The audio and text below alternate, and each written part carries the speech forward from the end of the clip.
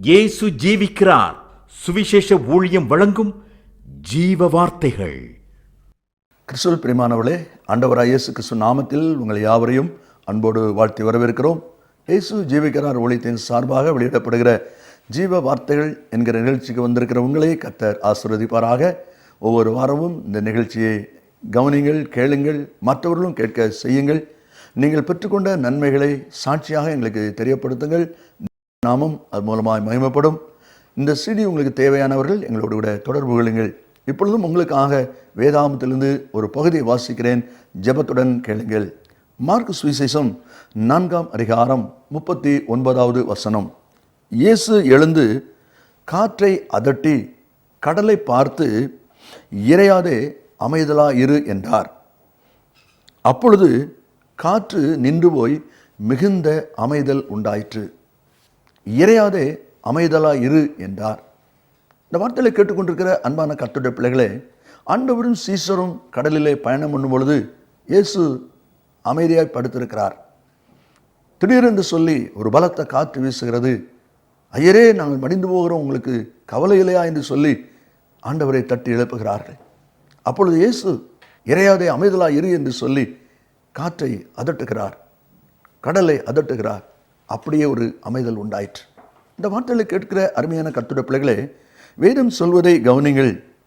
இறையாதே அமைதலா இரு என்று சொல்வதில் ஏதோ கடலையும் காற்றையும் அன்றைக்கு செய்ததை இன்றைக்கு நாம் வாசிப்பதனால் என்ன பிரயோஜனம் என்று நினைக்கலாம். சங்கீதம் 95:5 சொல்லப்பட்டிருக்கிறது, சமுத்திரம் அவருடையது, அவரே அதை உண்டாக்கினார். அவரால் உண்டாக்கப்பட்ட சமுத்திரம் அவர் விரும்புகிறதை செய்ய வேண்டும். மாறாக அங்கே குமுறுதல், கொந்தளிப்பு வரும்பொழுது நீ அமைதலாயிரு என்று சொல்லுகிறார். நீங்களும் நானும் தேவனால் உண்டானவர்கள், தேவனால் உருவாக்கப்பட்ட மக்கள். அப்படியானால் தேவனால் உருவாக்கப்பட்ட நாமும் எப்பொழுதும் அமைதலாக, ஆரோக்கியமாக, சமாதானமாக இருக்க வேண்டும் என்று தேவன் எதிர்பார்க்கிறார். அங்கே எப்படி பலத்த காற்று வந்தவுடனே ஒரு கொந்தளிப்பு ஏற்படுகிறதோ அதே போல இன்னைக்கு மனுஷராகிய நம்முடைய வாழ்க்கையிலும் கூட கொந்தளிப்புகள் வருகிறது, போராட்டங்கள் வருகிறது, பலத்த காற்றுகள் வீசுகிறது, பலத்த நோவு உண்டாக்குற அனுபவங்கள் வருகிறது அல்லவா? அது நிமித்தம் குடும்பத்தில் இரைச்சல் உண்டாகிறது, வாழ்க்கையில் இரைச்சல் உண்டாகிறது, வேலை ஸ்தலங்களில் இரைச்சல் உண்டாகிறது, காயங்கள் உண்டாகிறது. ஆண்டவர் இயேசு இறையாதே அமைதலா இரு என்று சொல்லி தம்முடைய வார்த்தையை அனுப்புகிறதை நாம் இங்கே பார்க்கிறோம். ஏசாயா 57:20 சொல்லப்பட்டிருக்கிறது, துன்மார்க்கரோ கொந்தளிக்கும் கடலை போல் இருக்கிறார்கள், குமுறி கொண்டிருக்கிறார்கள், கொந்தளித்து கொண்டிருக்கிறார்கள். இந்த வார்த்தைகளை கேட்டுக்கொண்டிருக்கிற நீங்களும் கூட ஏதோ ஒரு வேதனை நிமித்தம், காயத்து நிமித்தம், பிரச்சனை நிமித்தம் உங்களுடைய உள்ளம் கொந்தளித்து கொண்டிருக்கிறதா? உங்களுடைய உள்ளத்தில் இரைச்சல் கேட்டுக்கொண்டிருக்கிறதா? உங்கள் உள்ளத்தில் அமைதியற்ற நிலை இருக்கிறதா? ஆண்டவர் இயேசு சொல்கிறார், இறையாதே அமைதலா இரு. தேவனால் உண்டாக்கப்பட்ட சமுத்திரம் அமைதலா இரு என்று சொன்னாரே, அதே போல தேவனால் உருவாக்கப்பட்ட நீங்களும் நானும் அமைதலா இருக்க வேண்டும் என்று கர்த்தர் எதிர்பார்க்கிறார். எதனால் இப்படிப்பட்ட இரைச்சல் இன்றைக்கு மனுஷனுடைய வாழ்க்கையில் வருகிறது? 3 விதமாக அதை சிந்திக்க போகிறோம். தனிப்பட்ட வாழ்க்கையிலே ஏன் இரைச்சல் உண்டாகிறது? குடும்ப வாழ்க்கையிலே ஏன் இரைச்சல் உண்டாகிறது? சபை வாழ்க்கை அல்லது சமுதாய வாழ்க்கையிலே ஏன் இரைச்சல் உண்டாகிறது என்பதை குறித்து வேகமாய் நாம் வாசித்து முடிக்க போகிறோம். முதலாவதாக யாக்கோபின் நிருபத்தில் 4ஆம் அதிகாரம் 1வது வசனத்தை நாம் வாசிப்போமானால் அங்கே சொல்லப்பட்டிருக்கிறது, உங்களுக்குள்ளே யுத்தங்களும் சண்டைகளும் எதினாலே வருகிறது? உங்கள் அவயவங்களில் போர் செய்கிற இச்சைகளினால் அல்லவா? உங்களுக்குள்ளே, உன் தனிப்பட்ட வாழ்க்கையிலே யுத்தம் வர காரணம் என்ன? இந்த வார்த்தை கேட்டுக்கொண்டிருக்கிற அன்பு நேச பிள்ளைகளே, உங்களுடைய தனிப்பட்ட வாழ்க்கையில் ஒருவேளை நீங்கள் பெரியவராயிருக்கலாம், அல்லது வாலிபராயிருக்கலாம், இளம் பிள்ளைகளாக இருக்கலாம், நீங்கள் யாராக இருந்தாலும் சரி, ஊழியராகவும் நீங்கள் இருக்கலாம், சந்தோஷமான காரியம். ஆனால் உங்களுடைய வாழ்க்கையில், தனிப்பட்ட வாழ்க்கையில் உங்களுக்குள்ளே யுத்தங்கள், போராட்டங்கள் உருவாக காரணம் என்ன? வேதம் தெளிவாக சொல்லுகிறது, உங்கள் அவயவங்களில், உங்கள் உறுப்புகளில் போர் செய்கிற இச்சையினால் அல்லவா என்று சொல்கிறது. ஒரு முறை ஆண்டவர் எனக்கு இந்த காரியத்தை விளக்கும்படி ஒரு காரியத்தை காண்பித்தார். அதை உங்களோடு பகிர்ந்து கொள்ள விரும்புகிறேன். தெருவிலே போய்கொண்டிருக்கிறேன் என்று வையுங்கள். பக்கத்தில் ஒரு தோட்டம் இருக்கிறது. அந்த தோட்டத்தில் ஒரு அருமையான மாம்பழம் தொங்கி கொண்டிருக்கிறது. அதை பார்த்த உடனே நான் யோசிக்கிறேன், ஐயோ, அருமையான ஒரு மாம்பழம், தோட்டக்காரன் பார்க்கவில்லை, ஆகையினால தான் அது இன்னும் தொங்கிக் கொண்டிருக்கிறது, அதை பறிக்கலாமே என்னுடைய உள்ளான மனுஷன் சொல்லுகிறான், நீ ஏசப்பா பிள்ளை, நீ ஆண்டுடைய பிள்ளை, இன்னொருவருடைய பொருளை நீ இச்சிக்கக்கூடாது. உடனே ஆமாம், நம்ம ஆண்டுடைய பிள்ளை, சோத்திரம் சோத்திரம், இனி நம்ம தொடக்கூடாது. ஒரு ஸ்டெப் தூக்கி வைக்கிறேன். அடுத்து ஒரு எண்ணம், அடுத்து ஒரு சத்தம் என் காதில் விழுது, நீ பறிக்கலைன்னா இன்னொரு பறிச்சுட்டு போயிடுவான். இப்போ போராட்டம், இப்போ அடுத்த ஸ்டெப் வரல, அப்படியே நிற்குது, கால் நிற்கு.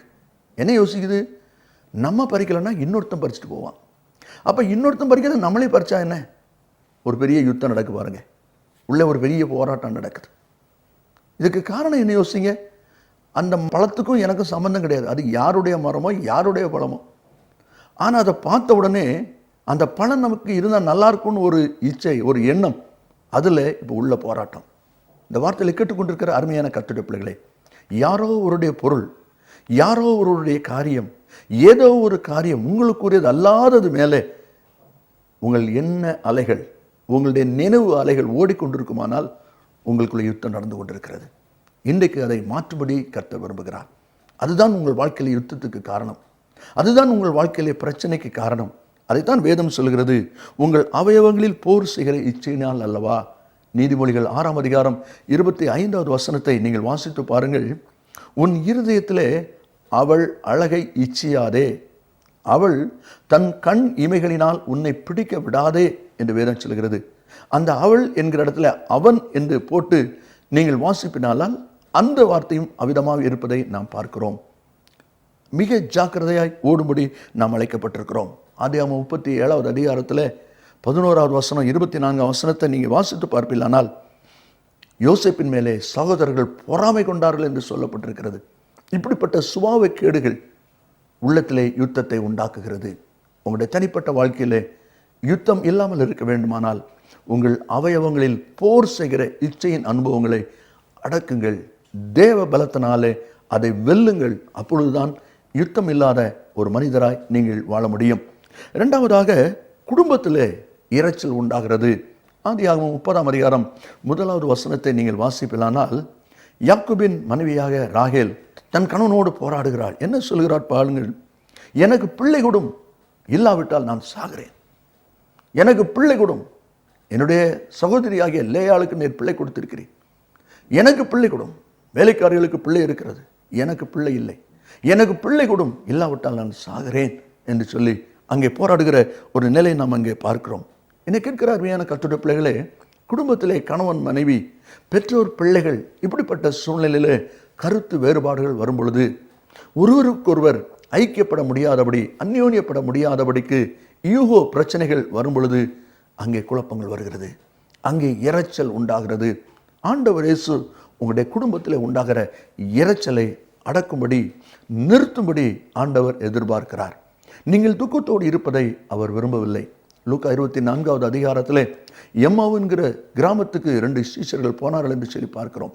அவர்கள் துக்கத்தோடு கூட போய்கொண்டிருக்கிறார்கள். ஆண்டவர் அவர்களை பார்த்து கேட்கிறார், நீங்கள் துக்கமுகமாக இருக்கிறது என்ன? அப்படியானால் அந்த குடும்பத்தின் காரியத்தை இயேசு விசாரிக்கிறதை பார்க்கிறோம். அருமையானவர்களே, உங்களுடைய குடும்பத்தை விசாரிக்கிற இயேசுவுக்கு இடம் இருக்குமானால் உங்கள் வாழ்க்கையில் இரைச்சல் உண்டாகாது. நீங்கள் ஒருவருக்கு ஒருவர் விட்டு கொடுக்க முடியாதபடி, ஒருவரை ஒருவர் அனுசரித்து போக முடியாதபடி இருக்கிறபடினால் விசாரிக்கிறவராகிய இயேசு உங்கள் வாழ்க்கையின் துன்பத்தை விசாரிக்க முடியவில்லை, உங்கள் வாழ்க்கையின் வேதனை விசாரிக்க முடியவில்லை. ஆகையினாலே நாளுக்கு நாள் இரைச்சல் பெருகி கொண்டிருக்கிறது, பிரிவுகள் விரிசல்கள் பெருகி கொண்டிருக்கிறது. இன்றைக்கு அதை நிறுத்தி போடுங்கள், இன்றைக்கு அதை நிறுத்தி போடுங்கள். கணவன் மனைவியாக, பெற்றோர் பிள்ளைகளாக நீங்கள் ஒரு தீர்மானத்துக்குள் வந்தால்தான் ஒரு முடிவை நீங்கள் பார்க்க முடியும். நீங்கள் நல்மனம் பொருந்த, நீங்கள் ஐக்கியப்பட உங்களை அர்ப்பணிக்காத பட்சத்தில் தேவன் உங்களுடைய வாழ்க்கையிலே நன்மை செய்ய முடியாது. இறையாதே அமைதலாக இரு என்கிற வார்த்தையை கர்த்தர் உங்களுக்கு அருளி செய்ய வேண்டுமானால் அவர் அதை சொல்வதற்கு அவர் ஆயத்தமாக இருக்கிறார். ஆனால் நீங்கள் இணைய வேண்டுமே, நீங்கள் ஐக்கியத்தை சம்மதிக்க வேண்டுமே. அப்படி இல்லாத பட்சத்தில் நன்மையை சுதந்திரிக்க முடியாது. அது நிமித்தம் தான் உங்கள் குடும்பத்திலேயும் கூட காரமில்லாத இரைச்சல்கள் உண்டாகி கொண்டிருக்கிறது. இந்த வார்த்தையை கேட்டுக்கொண்டிருக்கிற நீங்களும் உங்களை சற்று ஆராய்ந்து பாருங்கள். இவ்விதமான அனுபவங்கள் லூக்கா சுவிசேஷம் 15வது அதிகாரத்திலே 29-30 வசனங்களை நீங்கள் வேதாகமத்தை திறந்து பாருங்கள். வயலுக்கு போயிருந்த மூத்த குமாரன் வருகிறான். அவனுடைய வீட்டுக்கு வருகிறான். அவன் தகப்பனார் அங்கே இருக்கிறார். வீட்டிலே ஆடல் பாடல் சத்தத்தை கேட்டவுடனே ஒரு வேலையாளை கூப்பிட்டு என்ன என்று விசாரிக்கிறான். உம்முடைய தம்பி வந்திருக்கிறார், உம்முடைய சகோதரன் வந்திருக்கிறார் என்று சொன்ன உடனே அவனுக்கு வீட்டுக்கு போவதற்கு மனதில்லை. அப்பா வந்து கூப்பிடுறாரு, மகனே, எனக்கு உள்ளதெல்லாம் உனக்கு தானப்பா, என்னிடத்தில் இருக்கிறதோ நான் உனக்கு தானே வச்சிருக்கிறேன், வா, ஏன் வெளியே நிற்கிற, வா உள்ள. அவனோ உள்ளே போக மனதில்லாதிருந்தான். அவன் உள்ளே போக மனதில்லாதிருந்தான். இந்த வார்த்தையை கேட்டுக்கொண்டிருக்கிற அன்பான கர்த்தருடைய பிள்ளைகளே, எத்தனை பேர் உங்களுடைய குடும்பத்துக்குள்ளே போக மனதில்லாது இருக்கிறீர்கள்? எத்தனை கணவன்மார் வீட்டுக்கு வர வேண்டிய நேரத்தில் வராதபடி நடுராத்திரிலே வந்து படுக்கையில் இருக்கிறவர்கள் இருக்கிறீர்கள். எத்தனை வேதனையின் அனுபவம் அல்லவா, எத்தனை துக்கமான ஒரு அனுபவம் அல்லவா. இன்றைக்கு அதை மாற்றுங்கள். அது நிமித்தம் தான் உங்களுடைய குடும்பத்தில் இரைச்சல் உண்டாகிறது. அந்த இரைச்சலை மாற்றுங்கள். உள்ளே போக மனதில்லாதிருந்தான். வீட்டுக்கு வருவதற்கு மனமில்லாது இருக்கிற நிலைமையில் இருக்கிறவர்களே, இன்றைக்கு மனமாற்றம் அடையுங்கள். நீங்கள் ஏறி இருக்கிற இடத்திலிருந்து கொஞ்சம் இறங்கினால்தான் உங்கள் வாழ்க்கையில் சமாதானம் உண்டாகும். உன் வாழ்க்கையில் நீங்கள் ஆசீர்வாதத்தை பார்க்க முடியும். மூன்றாவதாக, சமுதாய வாழ்க்கையிலே, சபை வாழ்க்கையிலே இரைச்சல் ஏன் உண்டாகிறது? மத்தேயு 20ஆம் அதிகாரம் 26வது வசனத்திலே இவ்விதமாய் வாசிக்கிறோம். உங்களில் எவனாயிலும் பெரியவனாய் இருக்க விரும்பினால் அவன் உங்களுக்கு பணிவிடைக்காரனாய் இருக்க கடவன். சீசர்களுக்குள்ளே ஒரு பெரிய குழப்பம். யார் பெரியவன், எவன் பெரியவன், நம்மிலே பெரியவர் யார் என்கிறதான ஒரு குழப்பம் சீஷர்களை உருவாகிவிட்டது. இதே காரியம் இன்றைக்கு அநேக இடங்களிலே, சபைகளிலேயும் பார்க்கிறோம், வேலை ஸ்தலங்களிலே பார்க்கிறோம், சமுதாயத்திலே பார்க்கிறோம். எங்கெங்கெல்லாம் இந்த பிரச்சனை இருக்கிறதோ அங்கெல்லாம் இரைச்சல் இருந்து கொண்டு தான் இருக்கிறது. முகத்திற்கு முன்பாக பார்க்கும்போது நண்பர்கள் போல, சிநேகிதர் போல பழகிக் கொள்வார்கள். ஆனால் உள்ளே இரைச்சல் இருந்து கொண்டு இருக்கிறது. காரணம், அங்கே ஒரு மனம் இல்லை, அங்கே ஒற்றுமை இல்லை. இந்த வார்த்தையை கேட்கின்ற நீங்களும் கூட கொஞ்சம் உங்கள் வாழ்க்கையை யோசித்து பாருங்கள்.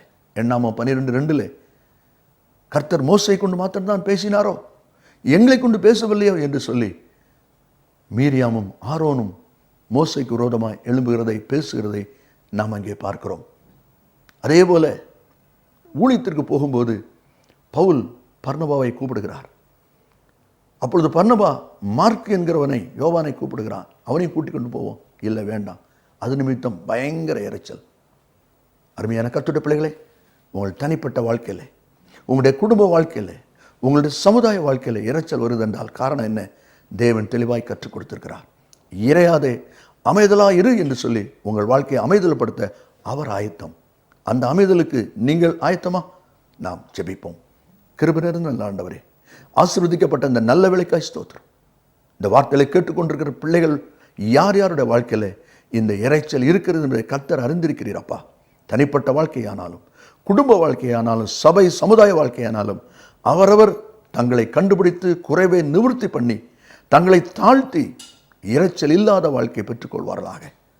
உம்முடைய கரத்தின் ஆசீர்வாதம் உண்டாகட்டும். இயேசுவின் நாமத்தில் ஜெபிக்கிறோம் நல்ல பிதாவே, ஆமேன், ஆமேன். கர்த்தர் உங்களை ஆசீர்வதிப்பாராக. மேலும் விவரங்களுக்கும் உங்கள் ஜெப தேவைகளுக்கும் நீங்கள் எங்களோடு தொடர்பு கொள்ள வேண்டிய முகவரி: John M Jayaraj, 123A Dohnavur road, Mavadi, Nellai மாவட்டம், தென்னிந்தியா 627107. Cellphone 9443113292. Email yesujivikarar@gmail.com. Website www.jesuslivesministries.org.